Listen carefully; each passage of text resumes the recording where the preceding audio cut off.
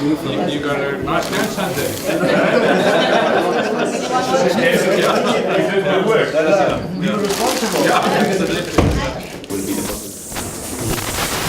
Thank you so much.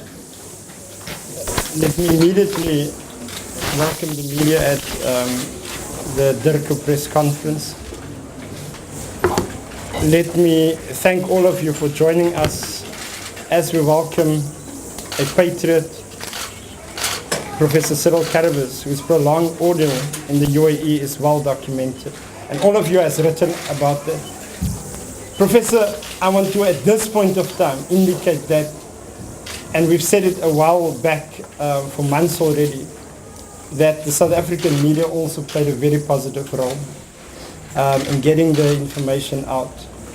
So I think they must give themselves a big hand of applause first. Yeah! I know, that's exactly why I'm saying it, right? Because we, at some stage, we had to also ask the media, especially in Pretoria, please get the following information out in the public, apart now from all the other issues. But I think we are here. We are essentially here just to appreciate the work, the role that people played in South Africa. And I will give out a statement technically, so I'm not going to speak about it. But here we want to thank the family in particular. We've met an amazing family, Professor. It was on the beginning of December, I think, when at a community meeting, Michael stood up and posed a very direct question to me. And he raised the issues and he asked, can you help as the government? And I think we've built a particular relation through the process. To Mrs. Karabus, thank you for the diligence and the hard work, etc. And Professor, your family is an amazing family because they've led this process. They led it. They persevered. They didn't give up. They've knocked on everyone's doors in South Africa, in the community, and internationally. They've done it. All that we did, we had to support what they were doing. I'm reminded of the day when accidentally I was driving to Cape Town to my office in Plain Street. And there is a whole demonstration, not at Parliament by the way, it was at the CPIPC. There was a demonstration, and do you drive fast or do you stop? And I stopped. And that's where one felt the spirit of the family. Professor, if it was not for you there, when we met end of February, beginning of March there, you were very clear, you believed in yourself, in your innocence. You believed that all that must happen is the committee must meet, medical people must meet, and they will know the truth. To specifically therefore to the legal team under Michael Bahrain. Michael? Thanks. And then Dr. Iqbal, you'd remember as the media team, at some stage Iqbal in fact went over, very quietly as well, somewhere there, and they had to do certain things. Now, we said government, civil society. There was a time when Michael was saying, when we were discussing, and he said, is this thing going to work negatively if civil society raise internationally? We said, no. Let everyone that can add value in different ways do what they have to do. So also the Pan-African Business Forum, not known in Cape Town, but known in Africa. Yeah. We also called on them, Ladislas and others. So it was a formal process, it was an informal process, and it was a quiet process, and it was led all by the family in different directions, etc. So I really don't want to say anything because it's all documented already. I'm not going to go into the technicalities of it. I want to hand over to Professor to speak to the nation. I'm not speaking. I'm not really used to speaking to the nation. You know, you maybe get a little bit of practice trying to speak to the family, and the family doesn't generally listen to a hell of a lot of what I have to say. So I don't know whether the nation will be any different. But really just to thank everybody. I mean, your support has just been absolutely fantastic. I've been reading, the papers.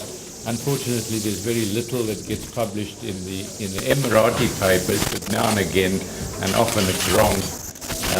Like they listed me as a fugitive, and they said that I left the country, before my contract finished and that sort of thing, and you try and correct that, and you just can't. So it's actually very difficult to, to get any proper information locally. But I have been reading the South African newspapers on the internet, and it's really been fantastic to see all the support from all of you. And once again, thank you very much for it.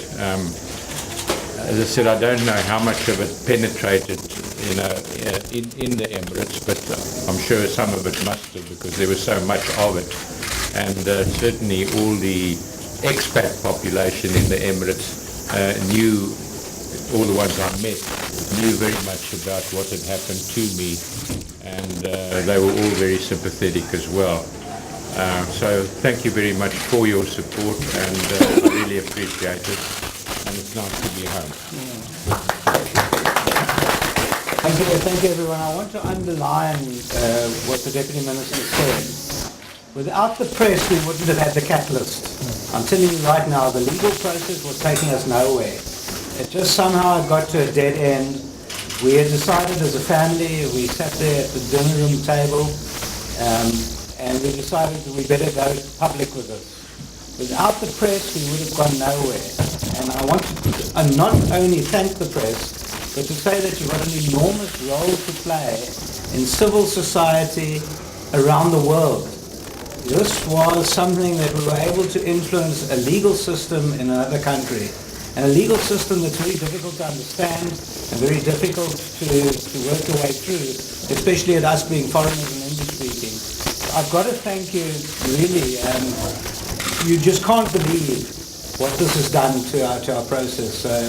I'm endorsing not only what Durko has had to say, but please keep this up. Don't ever lose that freedom.